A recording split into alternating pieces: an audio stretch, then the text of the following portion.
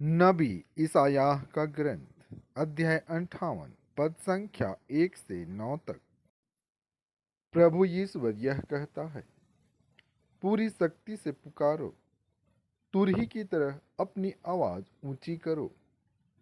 मेरी प्रजा को उनके अपराध और याकूब के वंश को उसके पाप सुनाओ। वे मुझे प्रतिदिन ढूंढते हैं और मेरे मार्ग जानना चाहते हैं, एक ऐसे राष्ट्र की तरह जिसने धर्म का पालन किया हो और अपने ईश्वर की संहिता नहीं भुलाई हो। वे मुझसे सही निर्णय की आशा करते और ईश्वर का सानिध्य चाहते हैं। वे कहते हैं, हम क्यों उपवास करते हैं और तू देखता भी नहीं? हम क्यों तपस्या करते हैं और तू ध्यान भी नहीं देता? देखो, उपवास के दिनों तुम अपना कारोबार करते और अपने सब मजदूरों से कठोर परिश्रम लेते हो। तुम उन दिनों लड़ाई झगड़ा करते और करारे मुक्के मारते हो। तुम आजकल जो उपवास करते हो, इससे स्वर्ग में तुम्हारी सुनवाई नहीं होगी।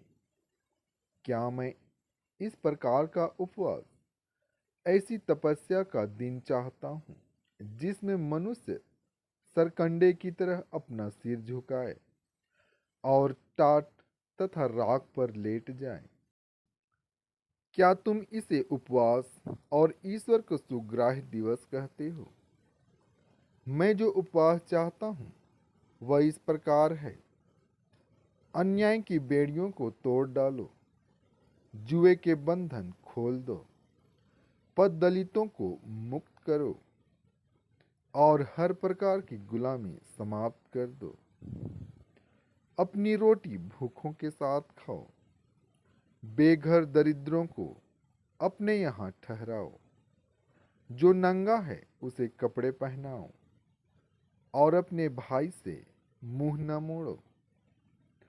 तब तुम्हारी ज्योति उषा की तरह फूट निकलेगी और तुम्हारा घाव शीघ्र ही भर जाएगा।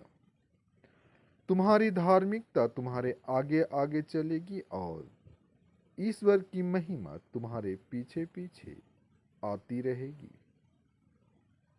यदि तुम पुकारोगे तो ईश्वर उत्तर देगा। यदि तुम दुहाई दोगे तो वह कहेगा, देखो, मैं प्रस्तुत हूँ। संत मती आज का पवित्र सुसमाचार अध्याय 9 पद संख्या 14 से 15 तक। योहन के शिष्य एक दिन आकर कहने लगे, हम और फरीसी उपवास किया करते हैं, आपके शिष्य ऐसा क्यों नहीं करते? यीशु ने उनसे कहा, क्या जब तक दूल्हा साथ है बाराती शोक मना सकते हैं? किंतु वे दिन आएंगे जब दूल्हा उनसे बिछुड़ जाएगा, उन दिनों वे उपवास करेंगे।